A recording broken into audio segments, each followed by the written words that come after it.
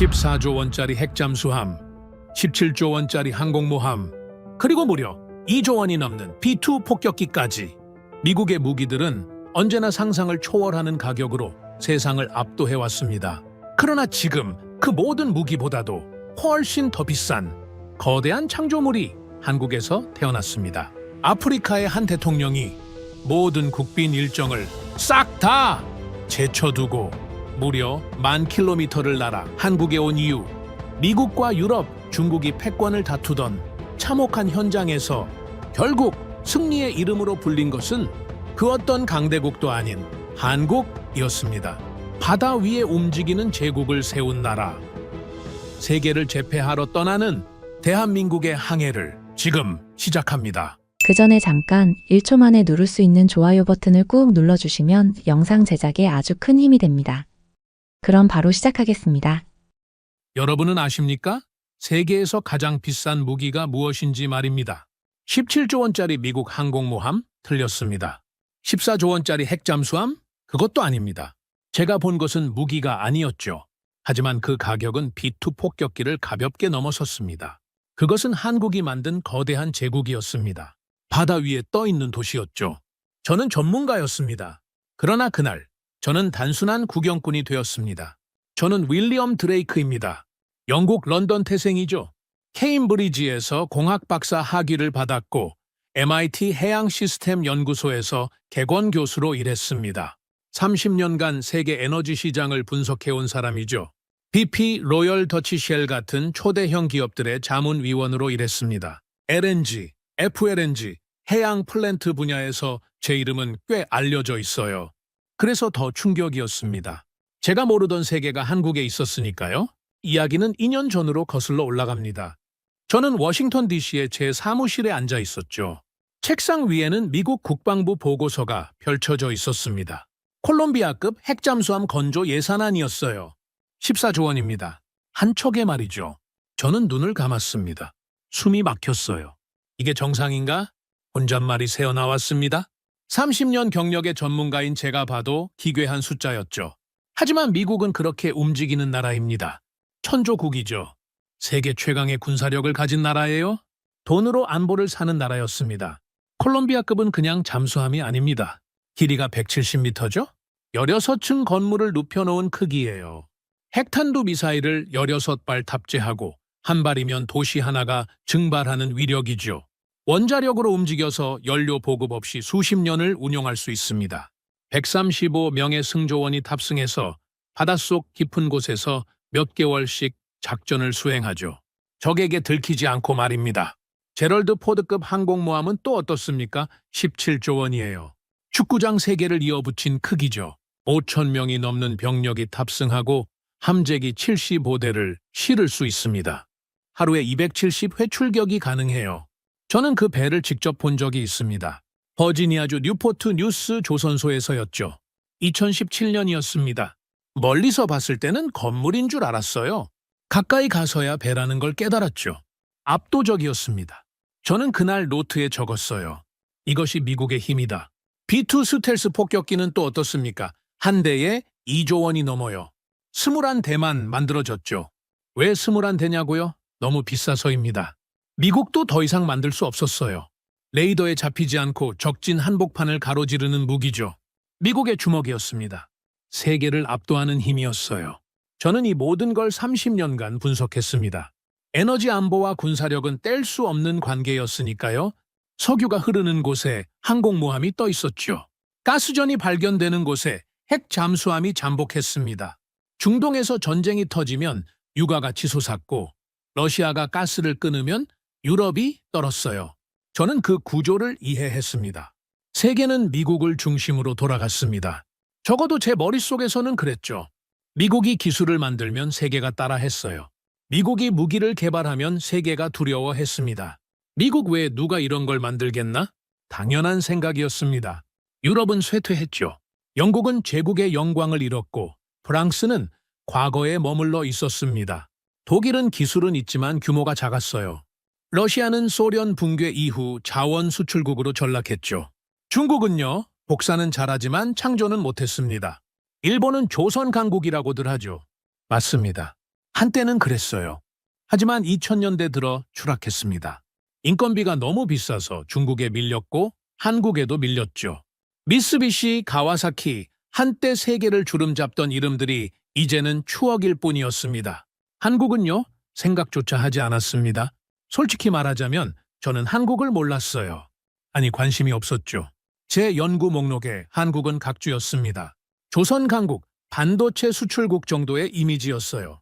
세계 질서를 바꿀 나라라고는 생각하지 않았습니다. 제 동료들도 마찬가지였어요. 워싱턴의 싱크탱크에서 일하는 전문가들이죠. 그들과 점심을 먹을 때면 이런 대화가 오갔습니다. 한국? 삼성 만드는 나라 아니야? 현대차도 괜찮더라. 근데 조선은 중국한테 밀리지 않나? 우리는 한국을 그 정도로만 봤습니다. 추격자였죠. 선도국이 아니었어요. 그런데 말이에요. 2년 전 어느 날이었습니다. 제 메일함에 이상한 보고서가 도착했죠. 동료 마이클이 보낸 거였습니다. 그는 아프리카 에너지 시장을 담당하고 있었어요. 제목이 이랬습니다. 모잠비크 대통령의 한국 방문. 저는 고개를 갸웃했어요. 모잠비크요? 인구 3천만 명, 1인당 국민소득 500달러도 안 되는 아프리카의 가난한 나라죠. 왜 한국에 갑니까? 보고서를 열었습니다. 첫 문장이 제 눈을 사로잡았죠. 모잠비크 대통령 필리페 뉴시, 거제도 삼성중공업 방문. 거제도입니다. 한국의 작은 섬이죠. 그곳에 뭐가 있습니까? 조선소예요. 배를 만드는 곳이죠. 그런데 대통령이 직선거리 10,000km를 날아서 조선소를 보러 간다고요? 국빈 방문도 아니고요? 모잠비크는 지금 내전 위기입니다. 북부 지역에 무장 반군이 설치고 있고 경제는 파탄 직전이에요. 그런 상황에서 대통령이 외국 조선소를 방문한다는 겁니까? 보고서를 계속 읽었습니다. 그리고 저는 멈췄죠. 한 단어가 제 시선을 붙잡았습니다. FLNG, 플로팅 LNG의 약자죠. 떠다니는 액화천연가스 설비예요. 바다 위에서 가스를 뽑아내고 영하 163도로 냉각시켜 액체로 만들고 저장하고 실어 나르는 거대한 공장입니다. 육지가 필요 없어요. 항구도 파이프라인도 필요 없죠. 그냥 바다 위에 떠 있으면 됩니다. 저는 FLNG를 알고 있었습니다. 당연하죠. 제 전문 분야였으니까요. 하지만 그건 이론이었어요. 언젠가 만들어질 기술 정도였습니다. 왜냐고요? 비용이 너무 많이 들고 기술적 난이도가 극악이거든요. 생각해 보십시오. 바다 위에 도시를 짓고 그 도시에서 가스를 뽑아내고 영하 163도로 냉각시키고 폭발 위험을 막고 태풍을 견디고 수십 년간 작동해야 하는 겁니다. 미친 짓이죠. 세계 어느 나라도 감히 시도하지 못했어요. 로열 더치 쉘이 한 번 시도했습니다. 프렐류드라는 이름으로요. 10년 걸렸고 비용은 천정부지로 치솟았죠. 겨우 완성했지만 수익성은 끔찍했습니다. 업계에서는 돈 먹는 하마라고 불렀어요. 그 이후 아무도 시도하지 않았습니다. 그런데 한국이 만들었다고요? 저는 믿을 수 없었습니다. 중국도 못 만들었어요. 중국은 값싼 인력으로 세계 조선 시장을 휩쓸었지만 FLNG는 달라요. 극저온 기술이 필요하고 정밀 설계가 필요하고 수십 년의 노하우가 필요하죠. 일본도 포기했습니다. 기술은 있었지만 비용을 감당 못했어요. 유럽 기업들도 주저했죠. 리스크가 너무 컸으니까요. 그런데 한국이 해냈다는 겁니까? 보고서는 계속됐습니다. 코랄 FLNG라는 이름이었죠. 길이 432m, 폭 66m, 무게 22만 톤입니다. 축구장 4개를 이어붙인 크기예요. 제럴드 포드급 항공모함보다 2배 이상 무겁죠. 높이는 10층 건물만 하고 탑재 인원은 350명입니다. 그리고 가격이요. 3조 원이 넘었습니다. 저는 숨이 멎었습니다. 3조 원이요? B2 폭격기 한 대 반값이에요. 하지만 생각해 보십시오. 이건 무기가 아닙니다. 돈을 버는 설비예요. 가스를 뽑아내고 팔고 수익을 내는 기계죠. 무기는 돈을 먹지만 이건 돈을 뱉어냅니다. 이건 뭔가 잘못됐어. 저는 중얼거렸습니다. 분명 과장된 보도일 거예요. 한국이 그런 걸 만들 리가 없습니다. 기술도 없고 경험도 없고 자본도 부족한데 어떻게 만듭니까? 하지만 제 동료 마이클은 확신에 차 있었습니다. 그는 메일 끝에 이렇게 적었죠. 윌리엄, 당신이 직접 확인해 보는 게 좋겠어. 한국은 우리가 생각한 나라가 아니야. 나는 거제도에 다녀왔어. 내 눈을 의심했지. 그곳은 미래였어. 저는 코웃음 쳤습니다. 한국이요? 미래요? 제가 30년간 쌓은 데이터베이스에 한국은 각주였어요. 변방이었죠. 추격자였습니다. 그런데 미래라고요? 그런데 말이에요. 그날 밤 저는 잠들 수 없었습니다. 침대에 누워 천장을 바라봤죠. 3조 원이라는 숫자가 머릿속을 맴돌았어요.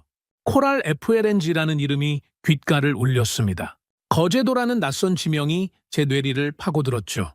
정말일까? 의심과 호기심이 뒤엉켰습니다. 전문가로서의 자존심이 흔들렸죠. 만약 정말이라면요? 만약 한국이 정말로 그걸 만들어냈다면요? 그렇다면 제 30년 경력은 뭡니까? 제가 놓친 게 있다는 겁니까? 새벽 4시였습니다.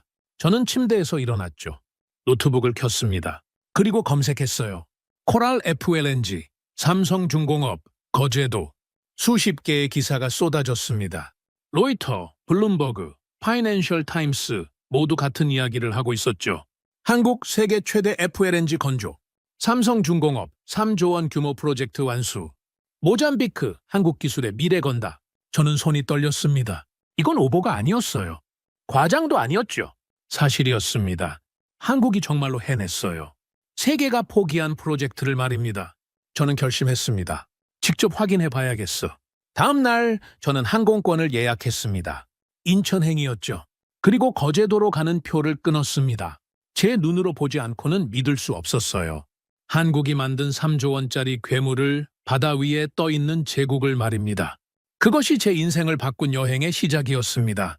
인천공항에 도착한 건 이틀 후였습니다. 비행기에서 내리는 순간 낯선 공기가 제 폐를 채웠죠. 한국이었습니다. 제가 평생 각주로만 여겼던 나라였어요. 하지만 이제는 달랐죠. 이곳 어딘가에 3조 원짜리 괴물이 있었습니다. 공항은 깨끗했습니다. 효율적이었죠. 저는 가방을 찾아 나와서 거제도행 버스를 탔습니다. 5시간 거리였어요. 창밖으로 한국의 풍경이 스쳐 지나갔습니다. 고속도로는 깔끔했고 터널이 많았죠. 산을 뚫고 지나가는 터널들이었습니다. 바다를 가로지르는 거대한 다리들도 보였어요. 저는 놀랐습니다. 이 작은 나라가 이런 인프라를 갖췄다고? 영국도 이 정도는 아니었어요. 버스 안에서 저는 자료를 다시 확인했습니다. 코랄 FLNG, 길이 432m, 무게 22만 톤, 가격 3조 원 이상. 숫자를 볼 때마다 현실감이 없었어요. 그런데 더 놀라운 게 있었죠. 이게 처음이 아니라는 겁니다. 한국 조선소들은 이미 여러 척을 만들었어요. 프렐류드 FLNG는 10년 걸렸는데 코랄은 6년 만에 완성했죠. 기술이 축적됐기 때문입니다. 한국은 배우고 있었어요. 그것도 무섭게 빠르게 말이죠. 5시간 후 저는 거제도에 도착했습니다. 택시를 타고 20분쯤 가자 기사가 말했어요. 저기 보이시죠? 저는 고개를 들었습니다. 그리고 숨이 멎었죠. 거대한 크레인들이 보였습니다. 수십 개였어요. 하늘을 찌를 듯 솟아 있었죠. 노란색이었습니다. 저는 입이 벌어졌어요. 기사가 자랑스럽게 말했습니다. 조선소요? 세계 최대죠. 전 세계 배의 3분의 1이 여기서 나갑니다. 3분의 1입니다. 저는 놀랐어요. 한 섬에서 세계 배의 3분의 1을 만든다고요? 택시가 삼성중공업 정문에 멈췄습니다. 저는 경비에게 명함을 건넸고 곧 들어갈 수 있었어요. 넓은 마당이 펼쳐졌죠. 그리고 저 멀리 바다 너머로 거대한 구조물이 보였습니다. 제 심장이 멎었어요. 사진으로 봤을 때와는 차원이 달랐습니다. 실물은 상상을 초월했죠. 바다 위에 떠 있는 거대한 강철 덩어리였습니다. 건물 같았어요? 아니, 도시 같았죠. 그것이 코랄 FLNG였습니다. 드레이크 박사님? 젊은 한국인이 제 이름을 불렀습니다. 30대 초반으로 보였어요. 저는 이준호입니다. 설계팀장이에요. 오늘 안내를 맡았습니다. 저는 악수를 청했죠. 준호는 웃으며 말했습니다. 박사님 논문 읽었어요. 해양 에너지 안보에 관한 거요. 훌륭했습니다. 저는 놀랐어요. 이 젊은 엔지니어가 제 논문을 읽었다고요? 준호가 헬멧을 건넸습니다. 쓰십시오. 안전 규정이에요. 우리는 부두로 향했습니다. 걸으면서 준호가 말했어요. 오늘은 특별한 날입니다. 모잠비크 대통령님이 오세요. 저는 멈췄습니다. 필리페 뉴시 말입니까? 준호가 고개를 끄덕였어요. 네, 코랄을 보러 오십니다. 이건 모잠비크의 미래니까요. 우리는 부두에 도착했습니다. 그리고 저는 그것을 봤어요. 코랄 FLNG였습니다. 말문이 막혔어요. 축구장 4개를 이어붙인 크기였습니다. 10층 건물 높이로 솟아 있었죠. 강철로 뒤덮여 있고 파이프가 거미줄처럼 얽혀 있었습니다. 탱크가 여러 개 보였고 거대한 굴뚝도 보였어요. 헬리콥터 착륙장도 있었죠. 그리고 그것이 바다 위에 떠 있었습니다. 어떻게 저게 떠 있습니까? 저는 중얼거렸습니다. 준호가 설명했어요. 부력입니다.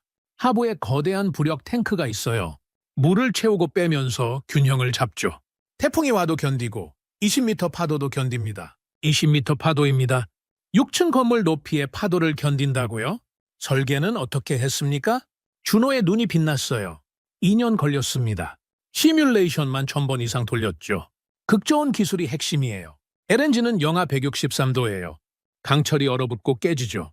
특수 합금을 써야 하고 용접도 특수 기법을 씁니다. 저는 고개를 끄덕였습니다. 극 좋은 기술은 세계에서 몇 개 나라만 갖고 있어요. 미국, 프랑스, 일본, 그리고 한국이죠. 수십 년의 노하우가 필요합니다. 건조는 얼마나 걸렸습니까? 6년입니다.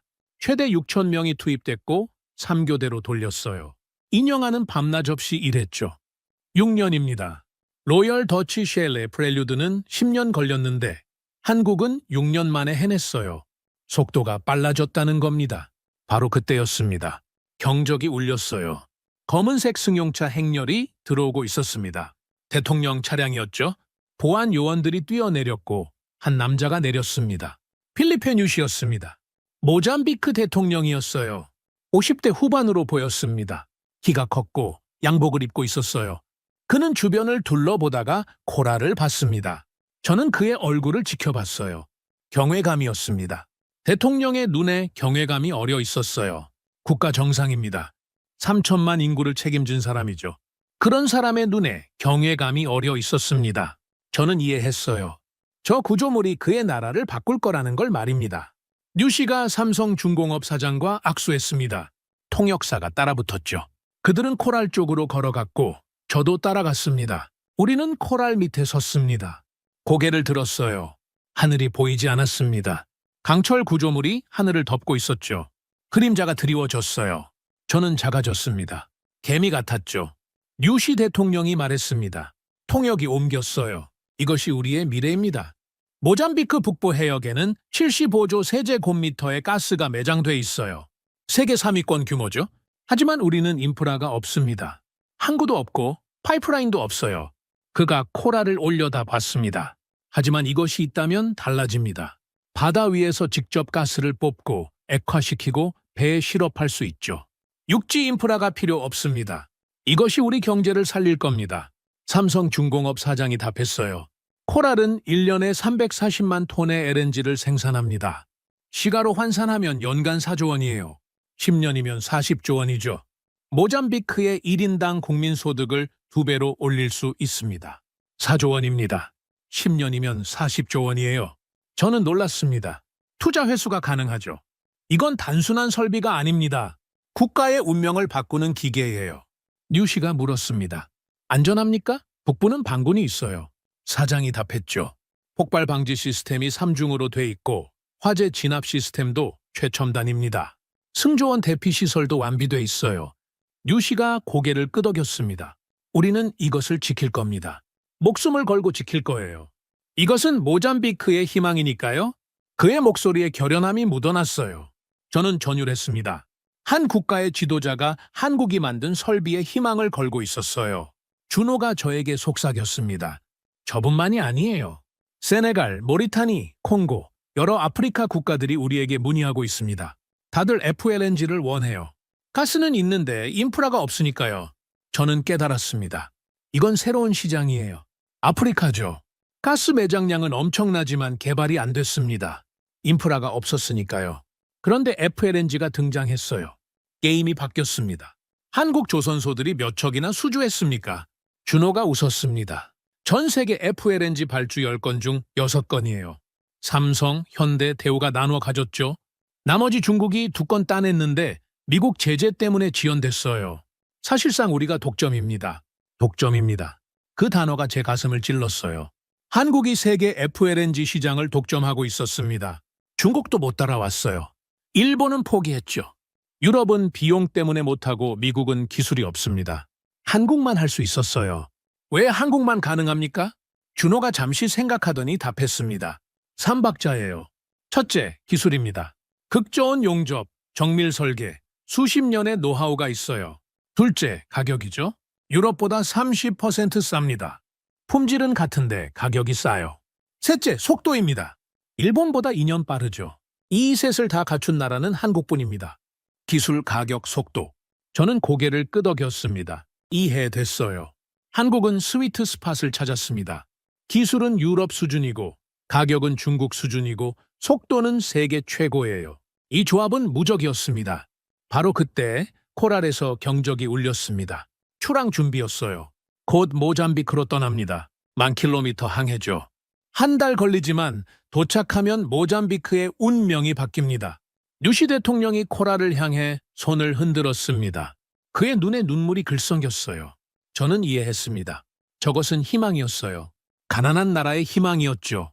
그리고 그 희망은 한국이 만들었습니다. 저는 압도됐습니다. 제 30년 경력이 부서지는 소리가 들렸어요. 제가 알던 세계 질서가 무너지는 소리가 들렸습니다. 미국이 중심이 아니었어요. 유럽이 선도국이 아니었죠. 한국이 새로운 강자로 떠올랐습니다. 그날 밤 저는 거제도의 작은 호텔 방에 앉아 있었습니다. 창밖으로 조선소의 불빛이 보였어요. 밤늦도록 작업이 계속되고 있었죠. 용접 불꽃이 번쩍였고 크레인이 움직였습니다. 한국은 멈추지 않았어요. 저는 노트를 펼쳤습니다. 그리고 적었어요. 오늘 나는 미래를 봤다. 그것은 한국이 만들고 있었다. 다음 날 아침 저는 호텔 로비에서 준호를 다시 만났습니다. 그는 서류 가방을 들고 있었어요. 오늘은 좀 더 깊은 이야기를 나누죠. FLNG가 정확히 무엇인지, 왜 한국만 할 수 있는지 말입니다. 우리는 삼성중공업 본사 회의실로 갔습니다. 벽면에 거대한 스크린이 걸려 있었죠. 준호가 리모컨을 눌렀어요. 화면에 코랄의 단면도가 떠올랐습니다. 보십시오. 이게 FLNG의 심장부입니다. 저는 화면에 집중했습니다. 복잡한 구조였어요. 파이프, 탱크, 압축기, 냉각 시스템 모든 게 얽혀 있었죠. 준호가 설명을 시작했습니다. FLNG는 바다 위의 공장이에요.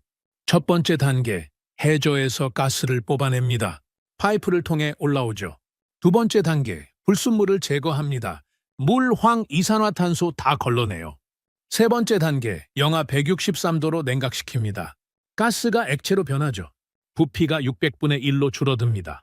600분의 1입니다. 저는 놀랐어요. 그럼 운송이 훨씬 쉬워지겠군요. 맞습니다. 기체 상태로는 못 나릅니다. 너무 부피가 커요. 하지만 액체로 만들면 배에 실을 수 있죠. 이게 LNG예요. 액화천연가스입니다. 준호가 화면을 바꿨습니다. 코랄의 저장 탱크가 나타났어요. 거대했습니다. 네 번째 단계, 액화된 가스를 저장합니다. 이 탱크들이 영하 163도를 유지하죠. 다섯 번째 단계, LNG 운반선이 옆에 붙습니다. 액체를 실어 나르죠. 일본, 한국, 중국으로 팔립니다. 저는 감탄했습니다. 바다 위에서 이 모든 걸 한다고요? 그렇습니다. 육지가 필요 없어요. 항구도 필요 없고 파이프라인도 필요 없죠. 가스전 위에 그냥 떠 있으면 됩니다. 20년, 30년을 말이에요. 20년, 30년입니다. 저는 상상했어요. 태풍이 치고 파도가 몰아치고 폭염이 찾아오는 바다 위에서 20년을 버틴다고요? 어떻게 가능합니까? 준호의 눈이 빛났습니다. 설계예요. 우리는 모든 경우의 수를 계산했습니다. 최악의 태풍, 최대의 파도, 극한의 온도 다 시뮬레이션 돌렸죠. 그리고 안전 마진을 3배로 잡았습니다. 20m 파도를 견뎌야 한다면 우리는 60m 파도를 견디도록 만들어요. 3배입니다. 저는 이해했습니다. 과잉 설계죠. 하지만 바다 위에서는 과잉이 아닙니다. 필수예요. 한번 사고가 나면 끝입니다. 그런데 말입니다. 저는 조심스럽게 물었습니다. 로열 더치 쉘의 프렐류드는 실패했다고 들었습니다. 비용이 천정부지로 치솟았고 수익성이 나빠서 업계가 포기했다고요. 그런데 한국은 왜 계속합니까? 준호가 웃었습니다. 쉘은 실수를 했어요. 너무 크게 만들었죠. 세계 최대를 만들겠다고 욕심을 부렸습니다. 그래서 설계가 복잡해졌고 비용이 폭발했어요. 10년 걸렸죠. 우리는 다르게 접근했습니다. 적정 크기로 만들었어요. 표준화했죠. 모듈 방식을 썼습니다. 그래서 6년 만에 완성할 수 있었어요. 적정 크기, 표준화, 모듈 방식입니다. 저는 고개를 끄덕였어요. 한국은 효율을 선택했습니다. 최대가 아니라 최적을 말이죠. 그리고 비용입니다. 준호가 계속 말했습니다. 유럽은 인건비가 비싸요. 엔지니어 한 명 월급이 우리의 2배입니다. 용접사도 2배예요. 하지만 우리는 품질은 같습니다. 기술력은 동등하죠. 그런데 가격은 30% 쌉니다. 발주사 입장에서는 당연히 한국을 선택하죠. 30%입니다. 저는 계산했어요. 3조 원짜리 프로젝트라면 9억 원을 아끼는 겁니다. 어마어마한 금액이죠. 그렇다면 중국은요? 제가 물었습니다. 중국도 인건비가 쌉니다. 왜 중국은 못 따라옵니까? 준호의 표정이 진지해졌습니다. 기술이에요? 극저온 기술은 하루아침에 배울 수 없습니다. 영하 163도에서는 일반 강철이 깨져요. 특수 합금을 써야 하죠. 용접도 특별합니다. 일반 용접사로는 못해요. 극저온 용접 자격증이 필요합니다. 우리는 20년 전부터 LNG 운반선을 만들어 왔어요. 그 노하우가 쌓였죠. 중국은 그게 없습니다. 20년입니다. 저는 깨달았어요. 기술은 시간이 필요합니다. 돈으로 살 수 없죠. 경험으로 쌓는 겁니다. 준호가 화면을 다시 바꿨습니다. 세계 지도가 나타났어요. 여러 지점에 빨간 점이 찍혀 있었습니다. 이게 전 세계 FLNG 프로젝트입니다. 총 10개예요. 모잠비크, 세네갈, 모리타니, 콩고, 나이지리아, 브라질, 아르헨티나, 호주, 인도네시아, 말레이시아입니다. 10개입니다. 저는 지도를 응시했어요. 이 중에서 6개를 한국이 따냈습니다.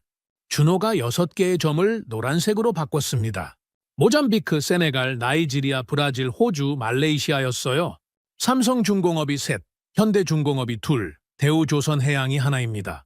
나머지 4개 중 2은 중국이 따냈는데 미국 제재 때문에 지연됐어요. 하나는 유럽 컨소시엄인데 비용 때문에 고전 중이고 하나는 아직 미확정입니다. 6개입니다. 저는 숨을 들이켰어요. 전 세계 FLNG 시장의 60%를 한국이 차지하고 있었습니다. 독점이에요. 완전한 독점이었죠. 이게 가능한 이유가 뭡니까? 저는 물었습니다. 한국이 세계 최초로 만든 것도 아니지 않습니까? 쉘이 먼저 만들었어요. 그런데 왜 한국이 시장을 장악했습니까? 준호가 잠시 생각했습니다. 그리고 천천히 말했어요. 타이밍이에요? 타이밍이요? 네.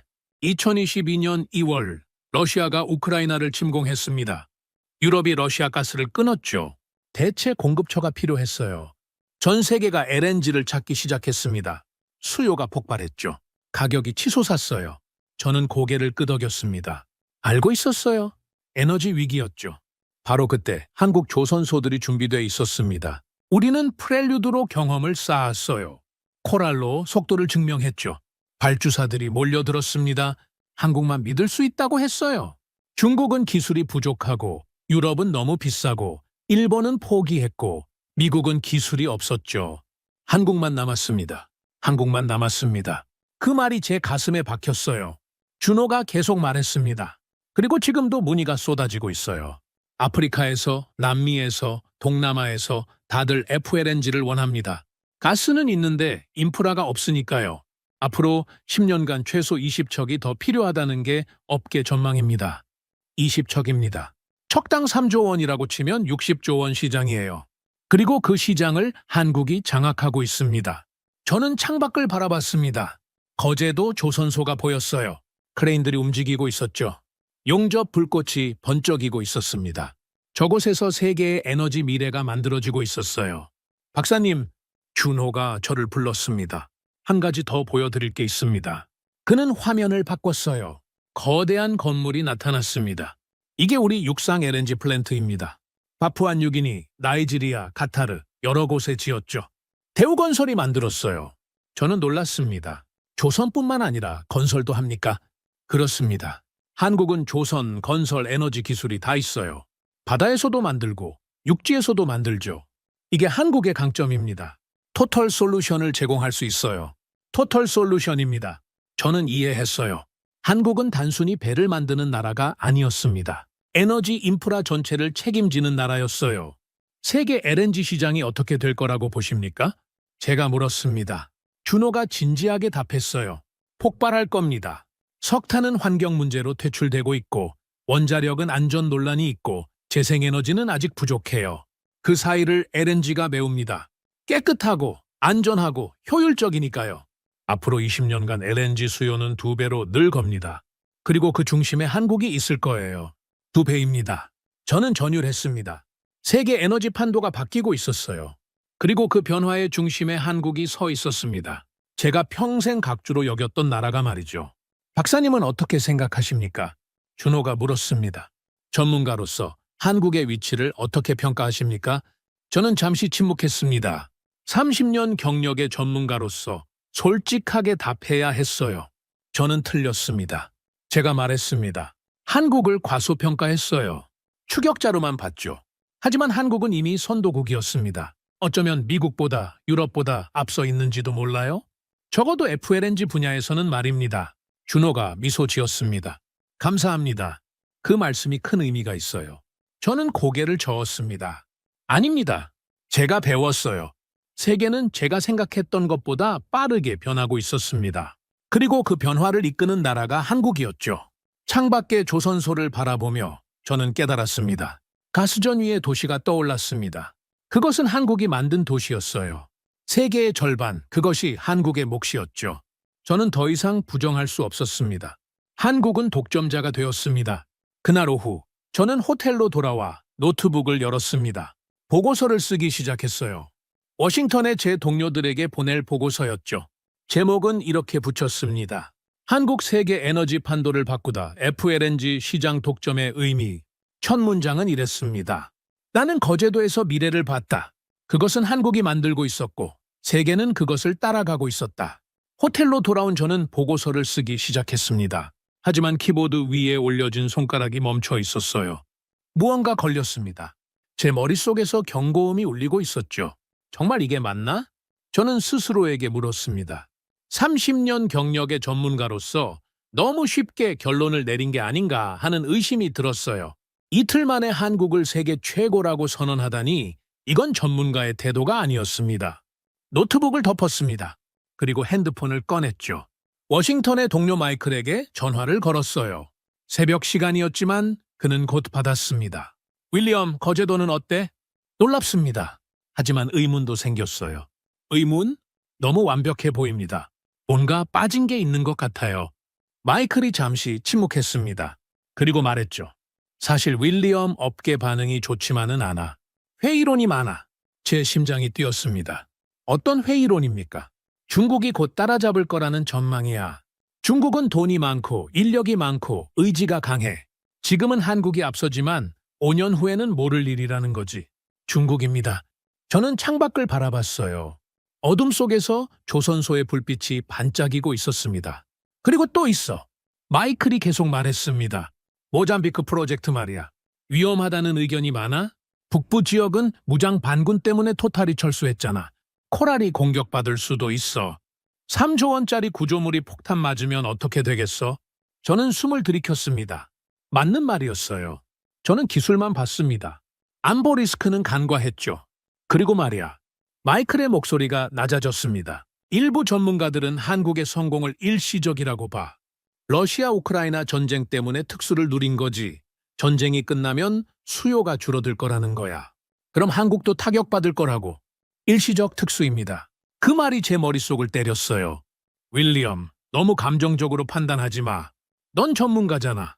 데이터를 봐야지. 감동을 보면 안 돼. 마이클의 충고였습니다. 저는 고개를 끄덕였어요. 알겠습니다. 더 조사해보죠. 전화를 끊었습니다. 그리고 노트북을 다시 열었어요. 이번엔 다른 자료를 찾기 시작했습니다. 한국의 약점을, 리스크를 말이죠. 첫 번째로 찾은 건 모잠비크 북부 사태였습니다. 2017년부터 이슬람 무장단체가 활동하고 있었어요. 마을을 습격하고 사람들을 죽였죠. 2020년 토탈이 200억 달러 규모의 LNG 프로젝트를 중단했습니다. 직원들을 철수시켰어요. 너무 위험했으니까요. 그런 곳에 코랄을 띄운다고요? 저는 불안해졌습니다.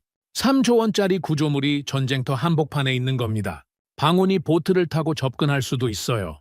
로켓포를 쏠 수도 있죠. 폭발하면요. 영하 163도의 LNG가 바다로 쏟아지면요. 대재앙입니다. 두 번째로 찾은 건 중국의 추격이었습니다. 중국은 이미 두 척의 FLNG를 수주했어요. 비록 미국 제재로 지연됐지만 포기하지 않았습니다. 중국 정부는 조선업을 전략산업으로 지정했죠. 막대한 보조금을 쏟아붓고 있었습니다. 기술자를 해외에서 스카우트하고 있었어요. 5년 후면 중국이 한국을 따라잡는다. 한 미국 투자은행 애널리스트의 전망이었습니다. 저는 그 문장을 응시했어요. 가능한 일이었습니다. 중국은 빠르죠. 돈도 많고 인력도 많아요. 기술만 확보하면 한국을 압도할 겁니다. 세 번째로 찾은 건 일본의 방역이었습니다. 일본은 포기하지 않았어요. 미쓰비시 중공업이 극저온 기술 개발에 재투자하고 있었습니다. 정부 지원을 받아서요. 한국에게 빼앗긴 시장을 되찾겠다는 선언이었죠. 저는 머리가 복잡해졌습니다. 이틀 전만 해도 한국이 독보적이라고 생각했어요. 하지만 자료를 파고들수록 불안했습니다. 경쟁자들이 많았어요. 리스크도 많았죠. 한국의 독점은 영원하지 않을 수도 있었습니다. 다음 날 아침, 저는 다시 준호를 만났습니다. 조선소 식당에서였어요. 저는 바로 물었습니다. 모잠비크 북부 사태를 알고 있습니까? 준호의 얼굴이 굳었습니다. 알고 있습니다. 코랄이 공격받을 수도 있지 않습니까? 가능합니다. 그의 솔직한 대답이었어요. 저는 놀랐습니다. 부정하지 않았죠. 준호가 계속 말했습니다. 하지만 대비하고 있어요. 첫째, 모잠비크 해군이 호위합니다. 둘째, 민간 경비 업체를 고용했죠. 셋째, 코랄 자체에 보안 시스템이 있어요. 레이더, 카메라, 경보장치 다 갖췄습니다. 넷째, 비상대피 계획이 수립돼 있어요. 350명 전원을 15분 안에 헬기로 대피시킬 수 있습니다. 15분입니다. 저는 고개를 끄덕였어요. 준비는 돼 있었죠. 하지만 완벽할까요? 만약 공격받으면 어떻게 됩니까? 프로젝트가 중단될 수 있습니다. 준호가 담담하게 말했습니다. 3조 원이 날아가는 거죠. 보험은 있지만 전액 보상은 안 돼요. 회사가 타격받을 겁니다. 3조 원입니다. 저는 침을 삼켰어요. 엄청난 리스크였습니다. 그런데도 합니까? 그래야 합니다. 준호의 눈빛이 단호했어요. 리스크 없이는 아무것도 얻을 수 없어요. 모잠비크는 가난합니다. 하지만 가스가 있죠. 누군가는 개발해야 해요. 토탈이 도망갔습니다. 쉘도 망설이고 있죠. 하지만 우리는 갑니다. 그게 한국입니다. 그게 한국입니다. 저는 그 말을 곱씹었어요. 중국은 어떻습니까? 제가 화제를 바꿨습니다. 중국이 5년 내에 따라잡을 거라는 전망이 있습니다. 준호가 웃었습니다. 들었어요. 하지만 쉽지 않을 겁니다. 왜죠? 기술 격차가 생각보다 커요. 극좋은 용접은 10년 이상의 경험이 필요합니다. 용접사 1명 키우는데 5년 걸려요. 중국은 인력은 많지만 숙련공은 부족해요. 돈으로 살 수 없는 게 경험입니다. 경험입니다. 저는 이해했어요. 하지만 중국은 빠르죠. 5년이면 따라잡을 수도 있습니다. 그리고 또 있습니다. 준호가 목소리를 낮췄어요. 신뢰죠. 발주사들은 검증된 기업을 원합니다. 한국은 프렐류드, 코랄 여러 척을 성공시켰어요. 중국은요? 실적이 없습니다. 첫 프로젝트는 지연되고 있죠. 발주사 입장에서 누구를 믿겠습니까? 신뢰입니다. 저는 고개를 끄덕였어요. 맞는 말이었습니다. 하지만 영원하지는 않겠죠. 제가 말했습니다. 결국 중국도 일본도 따라올 겁니다. 그럼 한국의 독점은 끝나는 거 아닙니까? 준호가 잠시 침묵했습니다. 그리고 천천히 말했어요. 맞습니다. 독점은 영원하지 않아요. 하지만 우리는 계속 앞서가야 합니다. 기술을 발전시키고 비용을 줄이고 속도를 높여야 해요. 멈추는 순간 뒤처지죠. 그래서 우리는 연구개발에 매년 수천억을 투자합니다. 다음 세대 FLNG를 개발하고 있어요. 다음 세대입니다. 어떤 겁니까? 더 작고 더 빠르고 더 효율적인 FLNG예요. 모듈화를 극대화해서 건조 기간을 4년으로 줄이는 겁니다. 비용도 20% 낮추고요. 경쟁자들이 따라올 때쯤 우리는 또 앞서 있을 겁니다. 저는 감탄했습니다. 한국은 멈추지 않고 있었어요. 하지만 여전히 의문이 남았습니다. 전쟁이 끝나면 어떻게 됩니까? 제가 물었습니다. 러시아 우크라이나 전쟁이 끝나면 LNG 수요가 줄어들 거라는 전망이 있습니다. 그럼 한국도 타격받지 않습니까? 준호가 고개를 저었어요. 전쟁은 촉매제일 뿐입니다. 근본적인 수요는 에너지 전환에서 나와요. 석탄을 줄이고 원자력을 보완하고 재생에너지가 확대될 때까지 LNG가 메꿉니다. 이건 20년, 30년 가는 트렌드예요. 전쟁이 끝나도 수요는 계속됩니다. 20년, 30년입니다. 저는 숨을 들이켰어요. 장기 전망이었습니다. 박사님, 준호가 저를 똑바로 바라봤습니다. 걱정하시는 거 압니다. 리스크가 많죠. 불확실성도 많아요. 하지만 그게 사업입니다. 완벽한 건 없어요. 중요한 건 준비하고 대응하고 끊임없이 발전하는 겁니다. 한국은 그렇게 해왔어요. 그렇게 해왔습니다. 저는 준호의 눈을 봤어요. 흔들림이 없었습니다. 확신에 차 있었죠. 한 가지만 더 물어도 될까요? 물론입니다. 왜 이렇게 자신 있습니까? 한국은 작은 나라지 않습니까? 자원도 없고 인구도 적죠. 그런데 왜 세계 최고가 될 수 있다고 믿습니까? 준호가 웃었습니다. 그리고 창밖을 가리켰어요. 조선소가 보였습니다. 크레인들이 움직이고 있었죠. 용접 불꽃이 번쩍이고 있었습니다. 저걸 보십시오. 저곳에서 밤낮으로 일하는 사람들이 있어요. 엔지니어, 용접사, 설계사 수천 명입니다. 그들은 세계 최고가 되려고 일하는 게 아니에요. 그냥 최선을 다할 뿐이죠. 하루하루 최선을 다하다 보니 어느새 세계 최고가 돼 있었습니다. 그게 한국입니다. 하루하루 최선을 다하다 보니 세계 최고가 됐습니다. 저는 전율했어요. 그날 밤 저는 호텔 방에서 다시 보고서를 열었습니다. 이번엔 달랐어요. 리스크도 썼습니다. 불확실성도 썼죠. 하지만 결론은 변하지 않았습니다. 한국은 도전받고 있다. 중국이 추격하고 일본이 방역하고 지정학적 리스크가 도사리고 있다. 하지만 한국은 멈추지 않는다. 기술을 발전시키고 경험을 쌓고 신뢰를 구축한다. 이것이 한국이 세계 에너지 시장의 중심에 서 있는 이유다. 저는 마지막 문장을 적었습니다. 나는 한국을 믿는다. 완벽해서가 아니다.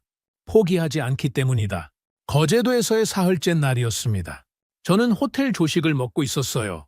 커피를 마시는데 핸드폰이 울렸습니다. 준호였어요. 박사님, 좋은 소식이 있습니다. 모잠비크에서 연락이 왔어요. 코랄이 정상 가동에 들어갔습니다. 저는 커피를 내려놓았습니다. 정상 가동이요? 네. 가스 채굴이 시작됐어요. 액화 설비도 작동 중이고 첫 LNG 선적이 2주 후에 예정돼 있습니다. 첫 선적입니다. 저는 가슴이 뛰었어요. 3조 원짜리 구조물이 드디어 돈을 벌기 시작한 겁니다. 직접 보러 가시겠습니까? 준호가 물었습니다. 지금 관제실에서 실시간으로 모니터링하고 있어요. 모잠비크 현장 영상도 볼 수 있습니다. 저는 망설이지 않았습니다. 가겠습니다.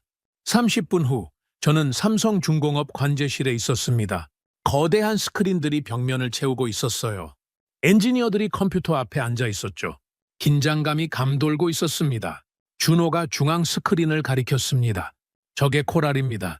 실시간 영상이에요. 저는 화면을 응시했습니다. 코랄이 보였어요. 모잠비크 북부 해역에 떠 있었습니다. 푸른 바다 위에 거대한 강철 구조물이 있었죠. 멀리서 봐도 압도적이었습니다. 굴뚝에서 연기가 피어오르고 있었어요. 작동 중이라는 신호였습니다. 지금 해저 1500m에서 가스를 뽑아 올리고 있습니다. 엔지니어가 설명했어요. 파이프를 통해 올라오는 천연가스를 정제하고 영하 163도로 냉각시켜서 액체로 만들고 있죠. 현재 시간당 50톤을 생산 중입니다. 시간당 50톤입니다. 하루면 1200톤이에요. 1년이면 40만 톤이 넘습니다. 저장 탱크는 어떻습니까? 제가 물었습니다. 순조롭습니다. 현재 1만 톤이 저장돼 있어요. 2주 후면 4만 톤이 차죠. 그때 첫 LNG 운반선이 옵니다. LNG 운반선입니다. 3만 톤을 싣고 어디로 갑니까? 일본입니다. 엔지니어가 답했어요. 일본 전력회사가 구매했죠. 가격은 톤당 1000달러예요. 3만 톤이면 3천만 달러입니다. 3천만 달러입니다. 한 번 선적에 350억 원이에요?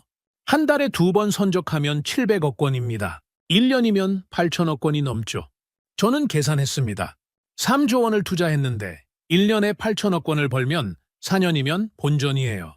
그 다음부터는 순이익입니다. 20년 운영하면요? 엄청난 수익이죠. 모잠비크 대통령이 기뻐하시겠습니다. 제가 말했습니다. 준호가 웃었어요. 이미 성명을 발표하셨어요. 모잠비크 경제의 새로운 시대가 열렸다고 하셨죠. 새로운 시대입니다. 저는 화면 속 코랄을 바라봤어요. 저 거대한 구조물이 한 나라의 운명을 바꾸고 있었습니다.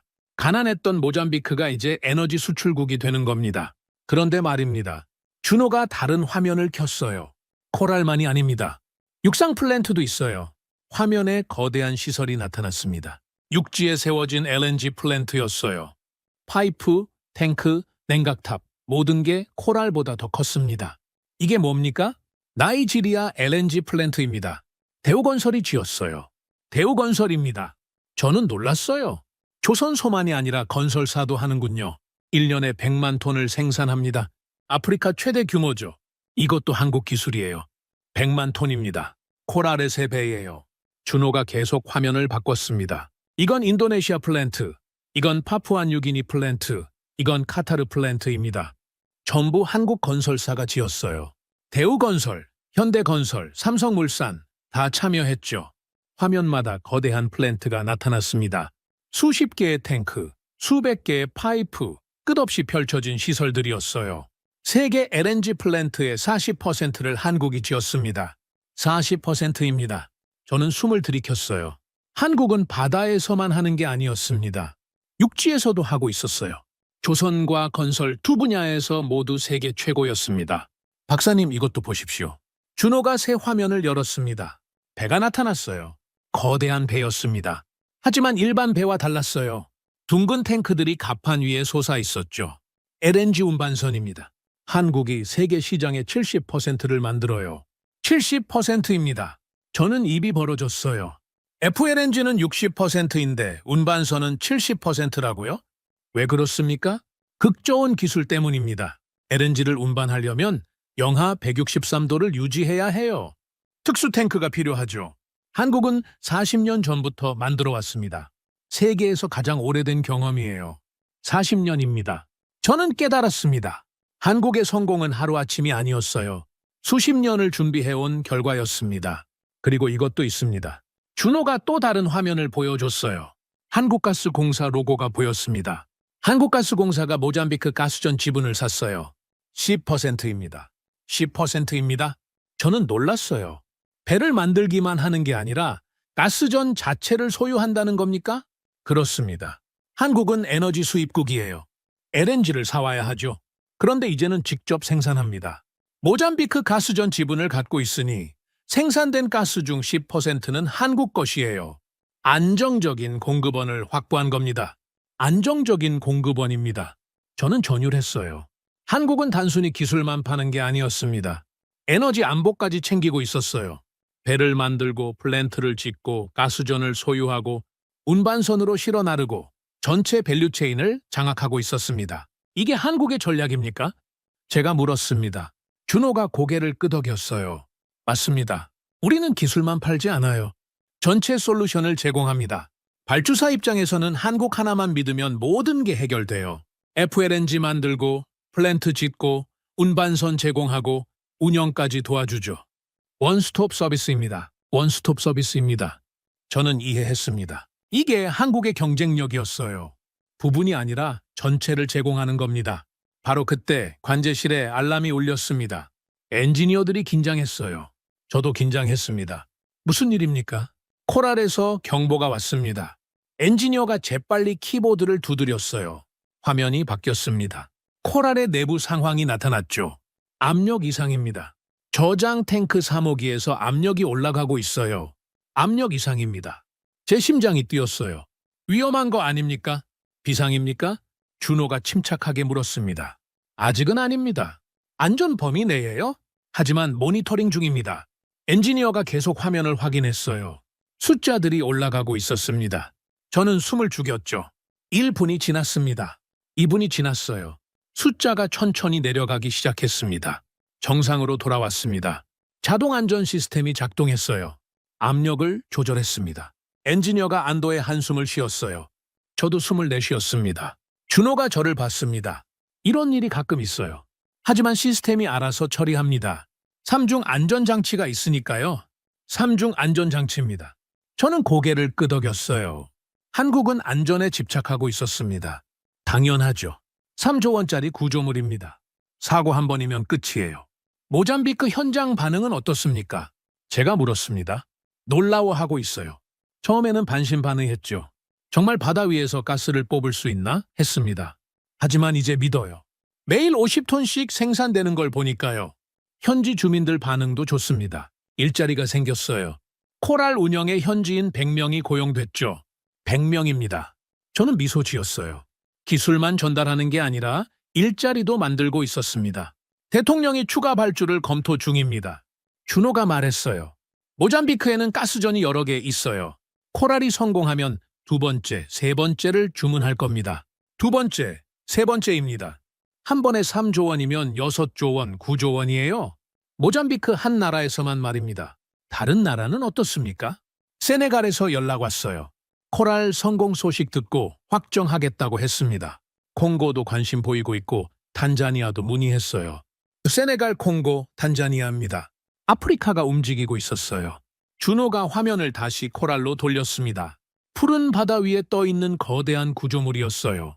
연기가 피어오르고 사람들이 움직이고 가스가 생산되고 있었습니다. 저게 작은 기적입니다. 준호가 말했어요. 한국이 만든 기적이죠. 가난한 나라를 바꾸는 기적입니다. 작은 기적입니다. 저는 그 말을 곱씹었어요. 코랄은 작은 기적이었습니다. 모잠비크에 희망을 줬죠. 대우건설의 플랜트도 작은 기적이었습니다. 나이지리아를 바꿨어요. 한국가스공사의 투자도 작은 기적이었습니다. 에너지 안보를 확보했죠. 작은 기적들이 쌓이고 있었습니다. 그리고 그 기적들은 모두 한국이 만들고 있었어요. 저는 관제실을 나왔습니다. 복도를 걸으면서 생각했어요. 사흘 전에 저는 의심했습니다. 한국이 정말 세계 최고일까? 일시적 특수 아닐까? 곧 무너지는 거 아닐까? 하지만 이제는 달랐습니다. 코랄이 작동하고 있었습니다. 가스가 생산되고 있었어요. 플랜트가 돌아가고 있었고 운반선이 바다를 누비고 있었죠. 한국가스공사는 지분을 확보했고 추가 발주가 줄을 잇고 있었습니다. 이건 일시적 특수가 아니었어요. 작은 기적들이었습니다. 그리고 그 기적들은 계속되고 있었습니다. 저는 호텔로 돌아와 노트북을 열었습니다. 보고서에 3장을 추가했어요. 제목은 작은 기적들, 한국 기술이 바꾸는 세계였습니다. 첫 문장은 이렇게 시작했어요. 나는 작은 기적들을 목격했다. 코랄이 가동되고 플랜트가 돌아가고 가난한 나라들이 희망을 얻었다. 이 모든 것의 중심에 한국이 있었다. 저는 계속 적었습니다. 한국은 더 이상 추격자가 아니다. 선도국도 아니다. 한국은 게임 체인저다. 세계 에너지 판도를 바꾸는 나라다. 마지막 문장을 적었어요. 나는 내 의심을 버렸다. 한국은 진짜였다. 거제도에서의 나흘째 날 아침이었습니다. 저는 호텔 조식을 먹으며 뉴스를 보고 있었어요. 그런데 한 뉴스가 제 눈길을 사로잡았습니다. 모잠비크 북부 무장 반군 활동 재개. 제 손이 멈췄습니다. 커피잔을 내려놓았어요. 화면에서 기자가 말하고 있었습니다. 모잠비크 북부 카보델가도 지역에서 무장 반군이 마을을 습격했습니다. 최소 15명이 사망한 것으로 알려졌습니다. 반군은 가스전 개발을 중단하라고 위협했습니다. 가스전입니다. 제 심장이 뛰었어요. 코랄이 있는 곳입니다.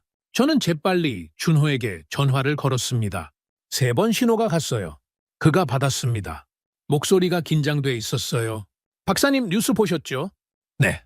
코랄은 안전합니까? 지금은 안전합니다. 방어는 내륙에 있어요. 해상까지는 못 옵니다. 하지만 긴장 중입니다. 저는 숨을 들이켰습니다.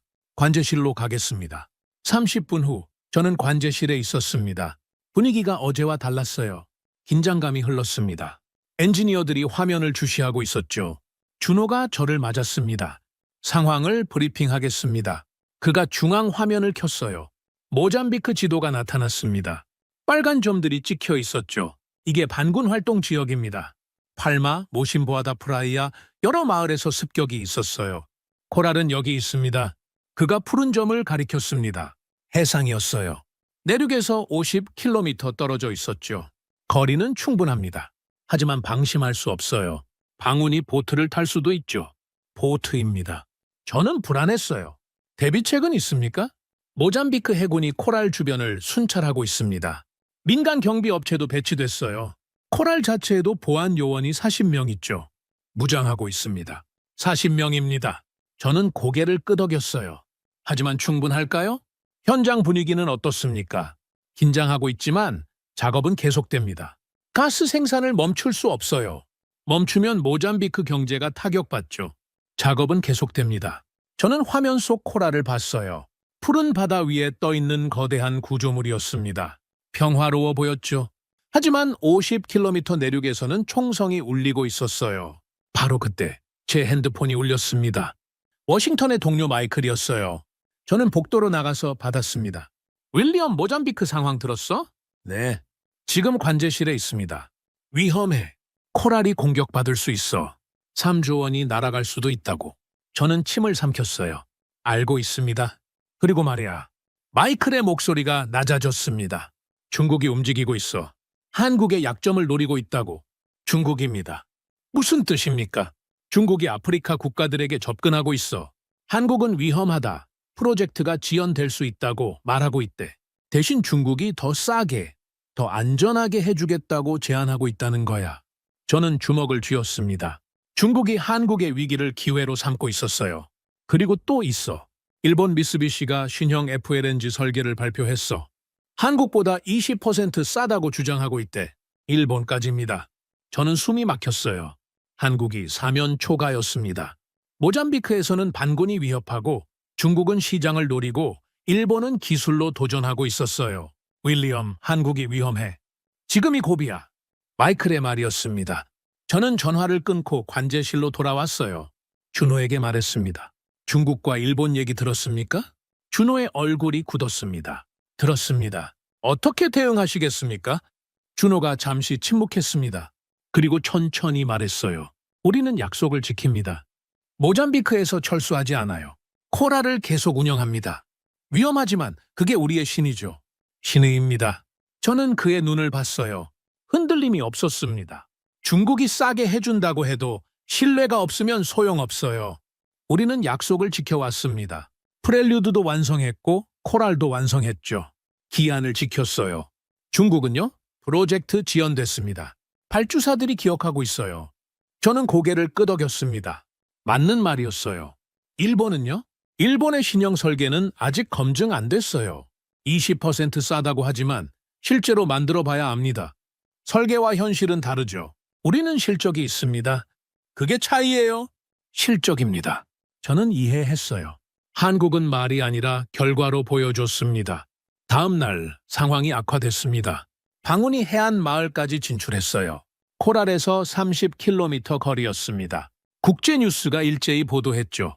모잠비크 가수전 위기, 3조 원 코랄 위험에 처해 한국 조선업계, 모잠비크 리스크의 긴장. 저는 뉴스를 보며 불안했습니다. 세계가 한국을 주시하고 있었어요. 어떻게 대응하는지 보고 있었죠. 그날 오후 삼성중공업이 성명을 발표했습니다. 준호가 저에게 보여줬어요. 삼성중공업은 모잠비크 코랄 프로젝트를 계속 운영합니다. 현지 직원들의 안전을 최우선으로 하되 약속을 지킵니다. 이것이 우리의 책임입니다. 계속 운영합니다. 저는 전율했어요. 한국은 도망가지 않았습니다. 하지만 시장 반응은 냉정했습니다. 주가가 떨어졌어요. 삼성중공업, 현대중공업, 대우조선해양 모두 하락했죠. 투자자들이 불안해하고 있었습니다. 한국 과연 버틸 수 있나? 서구 언론의 제목이었습니다. 저는 그 기사를 읽었어요. 회의적인 논조였죠. 한국은 기술은 있지만 리스크 관리가 부족하다. 모잠비크 같은 위험 지역에 진출한 것은 무모한 결정이었다. 토탈이 철수한 데는 이유가 있었다. 무모한 결정입니다. 저는 화가 났어요. 한국을 폄하하는 기사였습니다. 하지만 반박할 근거가 필요했죠. 저는 준호에게 물었습니다. 현장 상황은 정말 어떻습니까? 솔직하게 말해 주십시오. 준호가 진지하게 답했어요. 위험합니다. 거짓말 안 해요. 방운이 가까워지고 있죠. 하지만 우리는 대비하고 있습니다. 해군 경비를 2배로 늘렸어요. 비상대피 훈련을 매일 합니다. 헬기는 항시 대기 중이죠. 문제 생기면 10분 안에 전원 대피할 수 있습니다. 10분입니다. 그리고 현지 직원들의 사기는 어떻습니까? 높습니다. 놀랍게도 높아요. 모잠비크 직원들이 말합니다. 한국이 우리를 버리지 않았다고요. 토탈은 도망갔지만 한국은 남았다고 합니다. 그들이 코랄을 지키겠다고 자원하고 있어요. 저는 목이 메었습니다. 신뢰였어요. 한국이 보여준 신뢰가 현지인들의 마음을 움직였습니다. 일주일이 지났습니다. 긴장된 일주일이었어요. 매일 뉴스를 확인했습니다. 방운 동향을 주시했죠. 하지만 코랄은 무사했습니다. 가스 생산은 계속됐어요. 그리고 놀라운 일이 일어났습니다. 모잠비크 정부가 군대를 파견했어요. 특수부대였습니다. 반군을 소탕하기 시작했죠. 정부가 코랄을 지키기로 결정한 겁니다. 왜냐고요? 코랄이 모잠비크 경제의 미래였으니까요. 2주 만에 반군이 후퇴했습니다. 해안에서 멀어졌어요. 위기가 지나가고 있었습니다. 그리고 첫 LNG 선적이 성공했습니다. 저는 관제실에서 그 순간을 봤어요. LNG 운반선이 코랄 옆에 붙었습니다. 호스가 연결됐죠. 3만 톤의 액화 천연가스가 운반선으로 옮겨졌어요. 6시간 걸렸습니다. 운반선이 떠났습니다. 일본으로 향했어요. 3천만 달러어치였죠. 관제실에 환호가 터졌습니다. 엔지니어들이 박수쳤어요. 준호가 미소 지었습니다. 저도 박수쳤어요. 성공이었습니다. 위기 속에서도 한국은 약속을 지켰습니다. 코랄은 작동했고 가스는 생산됐고 첫 선적은 성공했어요. 그날 밤 국제뉴스 톤이 바뀌었습니다. 한국, 모잠비크 위기 속에서도 약속 지켜 코랄 첫 선적 성공, 한국 기술력 입증. 저는 그 기사들을 읽으며 미소 지었어요. 세계가 한국을 다시 보기 시작했습니다. 하지만 준호는 조심스러웠어요. 아직 끝난 게 아닙니다. 반군은 여전히 있어요. 중국도 포기하지 않았죠. 우리는 계속 경계해야 합니다. 맞는 말이었습니다. 위기는 지나갔지만 시험은 계속될 거예요. 저는 호텔로 돌아와 노트북을 열었습니다. 보고서에 3장을 추가했어요. 제목은 위기와 시험 한국은 어떻게 버텼는가 였습니다. 저는 적었습니다. 한국은 흔들렸다. 반군이 위협했고 중국이 도전했고 일본이 추격했다. 세계는 한국의 추락을 기다렸다. 하지만 그날은 오지 않았다. 계속 적었어요. 한국은 약속을 지켰다. 위험 속에서도 도망가지 않았다. 현장을 지켰고 직원들을 보호했고 생산을 계속했다. 이것이 한국의 신의였다. 마지막 문장을 적었습니다. 총탄은 한국을 흔들었지만 무너뜨리진 못했다. 오히려 한국은 더 강해졌다. 신뢰는 위기 속에서 증명되기 때문이다. 저는 창밖을 바라봤습니다. 조선소의 불빛이 보였어요. 밤늦도록 작업이 계속되고 있었습니다. 용접 불꽃이 번쩍였죠.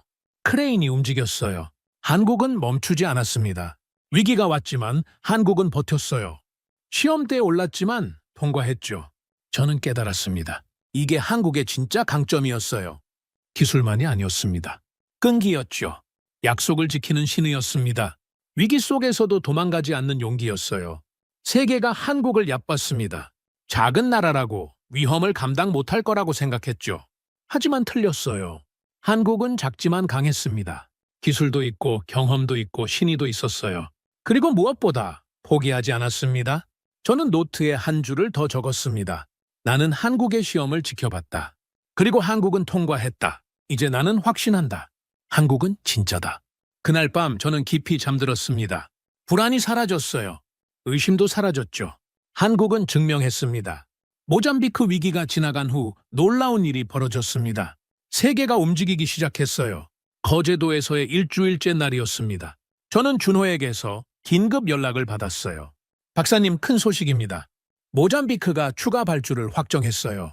저는 심장이 뛰었습니다. 추가 발주요? 네. FLNG 2척입니다. 코랄 성공을 보고 결정했다고 해요. 각각 3조 원 규모죠. 2척입니다. 6조 원이에요? 그리고 세네갈도 확정했습니다. 한 척이요. 콩고가 문의했고 탄자니아도 관심 보이고 있어요. 저는 숨을 들이켰습니다. 위기가 기회로 바뀌고 있었어요. 더 있습니다. 준호의 목소리가 흥분돼 있었습니다. LNG 운반선 발주가 폭발하고 있어요. 카타르, 미국, 호주 모두 한국으로 몰리고 있습니다. LNG 운반선입니다. 얼마나 됩니까? 현대중공업이 15척, 삼성중공업이 13척, 대우조선해양이 12척입니다. 총 40척이에요. 40척입니다. 저는 말문이 막혔어요. 척당 2천억 원이라고 치면 8조 원입니다. 한꺼번에 말이죠. 왜 갑자기 이렇게 많이 주문합니까? 준호가 설명했습니다. 러시아 우크라이나 전쟁 이후 LNG 수요가 폭발했어요. 유럽이 러시아 가스를 끊었죠. 대체 공급원이 필요합니다. 카타르, 호주, 미국이 증산하고 있어요. 하지만 운반선이 부족해요. LNG는 특수 운반선이 필요하죠. 극저온 탱크를 갖춘 바예요. 그걸 만들 수 있는 나라는 한국뿐입니다. 한국뿐입니다. 그 말이 제 귓가를 울렸어요. 중국은요? 일본은요? 중국은 기술이 부족해요. 극좋은 용접을 못합니다. 일본은 포기했죠. 비용이 안 맞으니까요. 한국만 남았습니다. 그래서 발주가 몰리는 겁니다. 저는 전율했습니다. 한국이 세계 LNG 운송을 독점하고 있었어요. 직접 보여드리고 싶은 게 있습니다. 준호가 말했어요. 거제도 조선소 전체를 말이에요. 40척이 동시에 건조되는 장면을요. 동시에 건조된다고요? 저는 믿을 수 없었습니다. 가능합니까? 40척을 동시에요? 한국에서는 가능합니다. 준호가 자신 있게 말했어요. 다음 날 아침, 저는 준호와 함께 조선소 전체를 돌아봤습니다. 헬기를 탔어요. 상공에서 내려다보기 위해서였죠. 헬기가 이륙했습니다. 고도가 올라갔어요. 그리고 저는 봤습니다. 말문이 막혔습니다. 눈 아래로 거대한 조선소가 펼쳐져 있었어요. 삼성중공업, 현대중공업, 대우조선해양, 세 개의 조선소가 거제도를 가득 채우고 있었습니다. 그리고 그곳 곳곳에서 배가 만들어지고 있었어요. 10척, 20척, 30척, 수를 셀 수 없었습니다. 거대한 선체들이 줄지어 서 있었어요. 어떤 건 골조만 있었고, 어떤 건 반쯤 완성됐고, 어떤 건 거의 다 됐었죠.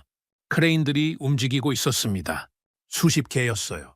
거대한 철판을 들어 올리고 내리고 용접하고 있었죠. 불꽃이 사방에서 튀었습니다. 수천 명의 인력이 개미처럼 움직이고 있었어요. 저게 다 LNG 운반선입니까? 제가 물었습니다. 준호가 고개를 끄덕였어요. 대부분이요. 지금 동시에 40척을 건조하고 있습니다. 2년 안에 완성할 겁니다. 2년입니다. 40척을요. 어떻게 가능합니까? 시스템이에요. 한국 조선소는 모듈 방식을 씁니다. 배를 작은 블록으로 나눠서 만들죠. 각 블록은 공장에서 따로 제작합니다. 그리고 최종 조립만 도크에서 해요. 마치 레고처럼요? 그래서 빠릅니다. 레고처럼입니다. 저는 이해했어요. 효율의 극대화였습니다. 헬기가 계속 날았습니다. 저는 창밖을 보며 압도됐어요. 저 아래서 세계의 에너지가 움직이고 있었습니다. 40척의 배가 완성되면 세계 바다를 누빌 거예요. LNG를 실어 나를 거죠. 유럽으로, 아시아로, 어디든지 말입니다. 그리고 그 모든 배를 한국이 만들고 있었습니다. 저기 보십시오. 준호가 한 지점을 가리켰어요. 거대한 배 한 척이 진수를 준비하고 있었습니다. 완성된 배였어요. 저게 뭡니까? FLNG 운반선입니다. 15만 세제곱미터급이에요. 세계 최대죠. 카타르가 주문했습니다. 세계 최대입니다. 헬기가 그 배 위로 날아갔어요. 저는 내려다봤습니다. 축구장 3개 크기였어요. 갑판 위에 둥근 탱크 4개가 솟아 있었습니다. 거대했어요. 각 탱크가 10층 건물만 했죠. 저 탱크 안에 LNG를 싣습니다. 영하 163도를 유지하죠. 한 번에 15만 세제곱미터. 그건 6만 가구가 1년간 쓸 수 있는 양이에요. 6만 가구입니다. 저는 상상했어요. 저 배 한 척이 6만 가구의 에너지를 공급한다고요? 그리고 저런 배가 40척 만들어진다고요? 한국이 세계 에너지를 책임지고 있군요. 제가 중얼거렸습니다. 준호가 웃었어요. 그렇게 볼 수 있죠. LNG 운반선의 70%를 한국이 만듭니다. 세계가 한국 없이는 에너지를 운송할 수 없어요. 70%입니다. 저는 숨이 멎었어요.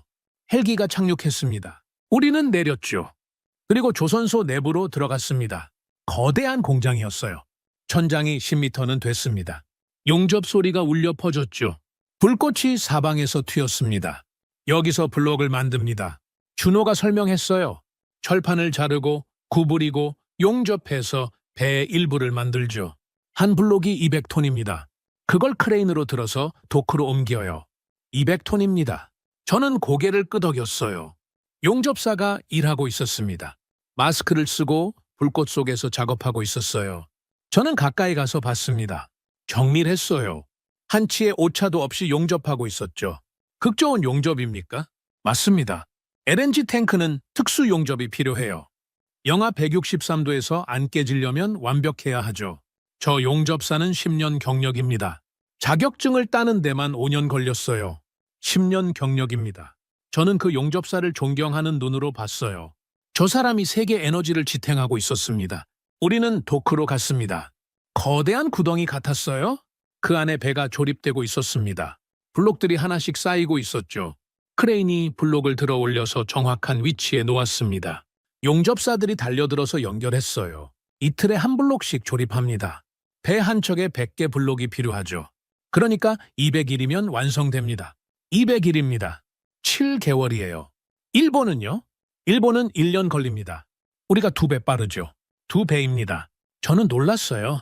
속도에서도 압도하고 있었습니다. 비용은요? 일본보다 20% 쌉니다. 품질은 같은데 말이죠. 20%입니다. 저는 이해했어요. 기술도 있고 속도도 빠르고 가격도 쌉니다. 이게 한국이 독점하는 이유였어요. 그날 오후 저는 삼성중공업 사장을 만났습니다. 회의실에서였어요. 그는 60대 후반으로 보였습니다. 카리스마가 있었죠. 드레이크 박사님, 어떻게 보셨습니까? 사장이 물었습니다. 저는 솔직하게 답했어요. 압도적이었습니다. 제가 30년간 본 것 중 최고였어요. 사장이 미소 지었습니다. 감사합니다. 하지만 우리는 만족하지 않습니다. 더 발전해야 해요. 더 발전해야 한다고요? 이미 세계 최고인데요? 왜 그렇습니까? 중국이 추격하고 있습니다. 지금은 우리가 앞서지만 5년 후에는 모를 일이죠. 그래서 우리는 연구 개발에 매년 5천억 원을 투자합니다. 다음 세대 기술을 개발하고 있어요. 5천억 원입니다. 엄청난 금액이에요. 어떤 기술입니까? 자동화입니다. 로봇 용접, 인공지능 설계, 디지털 트윈 이런 걸 도입하고 있어요. 사람이 할 일을 로봇이 하게 만들죠. 그럼 더 빠르고 더 정확하고 더 싸집니다. 자동화입니다. 저는 고개를 끄덕였어요. 한국은 현재에 안주하지 않았습니다. 미래를 준비하고 있었어요. 박사님은 어떻게 생각하십니까? 사장이 물었습니다. 한국이 앞으로도 계속 선두를 지킬 수 있을까요? 저는 잠시 생각했습니다. 그리고 확신에 차서 답했어요. 지킬 겁니다. 왜 그렇게 생각하십니까? 한국은 기술만 있는 게 아닙니다. 끈기가 있어요. 포기하지 않죠. 모잠비크에서 봤습니다. 위기가 와도 도망가지 않았어요. 약속을 지켰죠. 그게 한국의 강점입니다. 기술은 따라잡을 수 있지만 신뢰는 쉽게 만들어지지 않습니다. 사장이 진지하게 고개를 끄덕였어요. 고맙습니다. 그 말씀이 힘이 됩니다. 저는 회의실을 나왔습니다. 복도를 걸으며 생각했어요. 일주일 전 저는 한국을 의심했습니다. 일시적 특수가 아닐까? 곧 무너지는 거 아닐까? 중국에게 따라잡히는 거 아닐까? 하지만 지금은 달랐습니다. 40척이 동시에 건조되고 있었어요.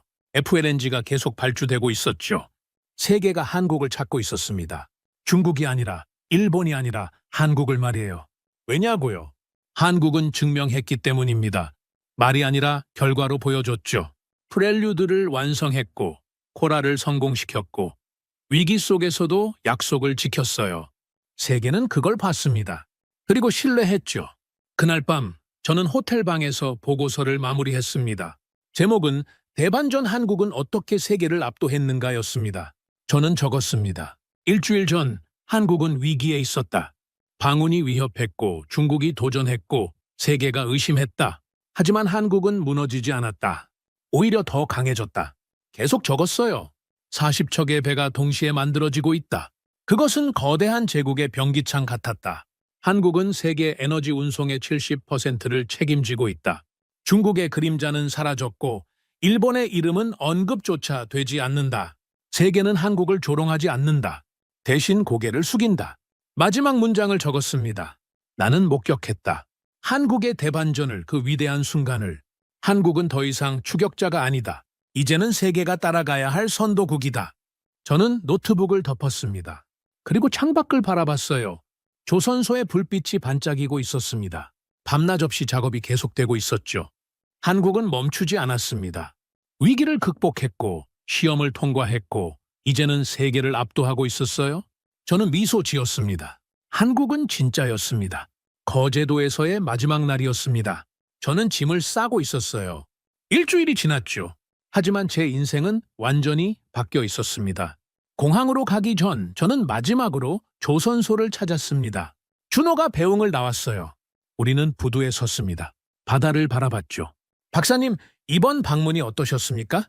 준호가 물었습니다. 저는 잠시 침묵했어요. 어떻게 표현해야 할까요? 제 인생을 바꿨습니다. 솔직한 대답이었어요. 30년간 저는 세계를 안다고 생각했습니다. 미국이 중심이고 유럽이 선도국이고 나머지는 추격자라고 믿었죠. 한국은 그저 각주였어요. 변방이었습니다. 준호가 조용히 들었습니다. 하지만 틀렸습니다. 한국은 각주가 아니었어요. 중심이었죠. 세계 에너지 판도를 바꾸고 있었습니다. 제가 모르고 있었을 뿐이에요. 저는 바다를 바라봤습니다. 저 멀리 배들이 보였어요. 건조 중인 배들이었죠. 40척이 동시에 만들어지고 있었습니다. 일주일 전만 해도 믿을 수 없었어요. 한국이 세계 최고라고는요. 하지만 이제는 압니다. 한국은 세계 최고가 아닙니다. 준호의 얼굴에 의아함이 스쳤어요. 한국은 유일합니다. 제가 말했습니다. FLNG 시장 60%, LNG 운반선 70%, 육상 플랜트 40% 한국이 차지하고 있어요. 중국도 못 따라오고 일본도 포기했고 유럽도 비용 때문에 못하죠. 한국만 할 수 있습니다. 그게 유일하다는 뜻이에요. 준호가 미소 지었습니다. 과찬이십니다. 아닙니다. 사실입니다. 저는 단호하게 말했어요. 그리고 더 중요한 게 있습니다. 한국은 단순히 기술만 파는 게 아니에요. 희망을 팔고 있습니다. 희망이요? 네. 모잠비크를 봤습니다. 가난한 나라였죠. 하지만 코랄 덕분에 달라지고 있어요. 일자리가 생기고 수출이 시작되고 경제가 살아나고 있습니다. 세네갈도 그럴 겁니다. 콩고도 탄자니아도요. 한국이 아프리카에 희망을 주고 있어요. 준호의 눈이 촉촉해졌습니다. 그리고 한국 자신에게도 희망을 줬습니다. 제가 계속 말했어요. 한국은 자원이 없는 나라죠. 인구도 적고 땅도 작습니다. 하지만 기술이 있어요. 경험이 있고 끈기가 있고 신의가 있죠. 그걸로 세계를 바꾸고 있습니다. 이게 진짜 희망 아닙니까? 준호가 고개를 끄덕였어요. 감사합니다. 그 말씀이 큰 힘이 됩니다. 저는 시계를 봤습니다. 공항 갈 시간이었어요. 마지막으로 하나만 물어도 될까요? 물론입니다. 한국은 앞으로 어디로 갑니까? 이미 세계 최고인데 다음 목표가 뭡니까? 준호가 잠시 생각했습니다. 그리고 저 멀리 바다를 가리켰어요. 저기 보십시오. 수평선 너머에 뭐가 있습니까? 바다요? 맞습니다. 끝없는 바다죠. 한국의 다음 목표는 그 바다입니다. 세계 모든 바다에서 한국 기술이 작동하는 거예요. 아프리카, 남미, 동남아, 중동, 어디든지요. LNG뿐만 아니라 수소, 암모니아, 새로운 에너지도 다룰 겁니다. 바다가 곧 에너지니까요. 그리고 한국이 그 에너지를 책임질 겁니다. 세계 모든 바다입니다. 저는 전율했어요. 한국의 야망은 거제도에서 끝나지 않았습니다. 세계 전체를 향하고 있었어요. 성공하실 겁니다. 제가 말했습니다. 의심하지 않아요. 공항으로 가는 차 안에서 저는 창밖을 바라봤습니다. 한국의 풍경이 스쳐 지나갔어요. 산, 바다, 터널, 다리, 작은 마을들이 보였죠. 작은 나라였습니다. 하지만 거대한 꿈을 가진 나라였어요. 인천공항에 도착했습니다. 탑승 수속을 마쳤죠. 게이트로 가는 길에 저는 면세점을 지나갔어요. 삼성, LG, 현대, 한국 브랜드들이 즐비했습니다. 10년 전만 해도 이 브랜드들은 저렴한 이미지였어요. 중국 제품과 비슷한 급이었죠. 하지만 이제는 달랐습니다. 프리미엄이었어요. 품질의 상징이었죠. 조선도 마찬가지였습니다. 10년 전만 해도 한국 조선은 중국에 밀린다는 소리를 들었어요. 하지만 이제는 한국이 독보적이었습니다. 세계가 인정했죠. 비행기에 탑승했습니다. 자리에 앉아서 안전벨트를 맸어요. 창밖으로 인천공항이 보였습니다. 깨끗하고 현대적이고 효율적이었죠. 비행기가 이륙했습니다. 한국이 멀어졌어요. 하지만 제 마음속에는 선명하게 남아 있었습니다. 거제도의 조선소, 40척의 배, 코랄 FLNG, 모잠비크 대통령의 눈물, 준호의 확신, 용접사의 땀, 모든 게 생생했어요. 저는 노트북을 열었습니다. 보고서를 마지막으로 다듬었죠. 워싱턴의 동료들에게 보낼 보고서였습니다. 마지막 장의 제목은 결론 한국이라는 새로운 제국이었습니다. 저는 적었습니다. 나는 한국에서 일주일을 보냈다. 그리고 세계가 바뀌고 있음을 목격했다. 미국 중심의 질서가 흔들리고 있다. 유럽의 주도권이 약해지고 있다. 그 자리를 한국이 채우고 있다. 계속 적었어요. 한국은 작은 나라다. 인구 5천만 명, 면적 10만 제곱킬로미터, 자원도 없다. 하지만 기술이 있다. 경험이 있다. 끈기가 있다. 그리고 무엇보다 신의가 있다. 약속을 지킨다. 위기 속에서도 도망가지 않는다. 이것이 한국의 진짜 힘이다. 더 적었습니다. 세계 에너지 판도가 바뀌고 있다. FLNG 시장은 한국이 60%를 차지한다. LNG 운반선은 70%다. 육상 플랜트는 40%다. 중국도 일본도 유럽도 따라오지 못한다. 한국만이 할 수 있다. 그리고 마지막 문장을 적었습니다. 나는 전문가였다. 30년간 세계 에너지를 연구했다. 하지만 한국 앞에서 나는 단순한 목격자였다. 한국의 기적을 기록하는 목격자였다. 이제 나는 확신한다. 세계는 더 이상 미국만을 바라보지 않는다. 그 시선은 한국으로 향한다. 한국은 선택이 아니다. 필수다. 저는 보고서를 저장했습니다. 그리고 동료들에게 이메일로 보냈어요. 제목은 간단했습니다. 한국 보고서, 당신들이 놓친 제국. 비행기가 순항 고도에 올랐습니다. 기내식이 나왔어요. 저는 먹지 않았습니다. 생각에 잠겼죠. 일주일 전 저는 회의적이었습니다. 한국이요? 세계 최고요? 말도 안 된다고 생각했어요. 하지만 이제는 달랐습니다. 한국은 증명했습니다. 말이 아니라 결과로요. 코랄이 작동하고 40척이 건조되고 세계가 줄을 서고 있었어요. 저는 창밖을 바라봤습니다. 구름 위였어요. 하늘이 푸르렀죠. 한국도 저 하늘처럼 높이 올라갔습니다. 작은 나라였지만 세계를 바꿨어요. 가난한 나라들에게 희망을 줬고 에너지 안보를 책임졌고 새로운 질서를 만들었죠. 그리고 저는 그걸 목격했습니다. 30년 경력의 전문가로서 저는 확신합니다. 한국은 제국입니다. 무기가 아니라 기술로, 전쟁이 아니라 협력으로, 지배가 아니라 신뢰로 세운 제국이죠. 세계가 배워야 할 제국입니다. 비행기가 태평양을 건너고 있었습니다. 워싱턴까지 13시간이었어요. 저는 눈을 감았습니다. 피곤했죠. 하지만 마음은 가벼웠습니다. 저는 진실을 찾았습니다. 한국이라는 진실을 말이에요. 그리고 그 진실을 세계에 알릴 겁니다. 한국은 더 이상 변방이 아닙니다. 각주도 아니에요. 추격자도 아니죠. 한국은 중심입니다. 세계 에너지의 중심이에요. 그리고 세계가 따라야 할 길을 여는 새로운 제국입니다. 저는 그날 노트 마지막 페이지에 한 줄을 적었습니다. 한국, 나는 당신을 존경한다. 오늘의 사연은 여기까지입니다. 구독과 좋아요는 영상 제작에 아주 큰 힘이 됩니다. 지금까지 감동테라스 저는 소희였습니다. 오늘도 우리 구독자님들의 가정에 따뜻한 행복이 가득하시길 진심으로 바라겠습니다. 긴 영상 끝까지 시청해주셔서 정말 감사합니다. 내일 더 좋은 이야기로 찾아뵙겠습니다. 감사합니다.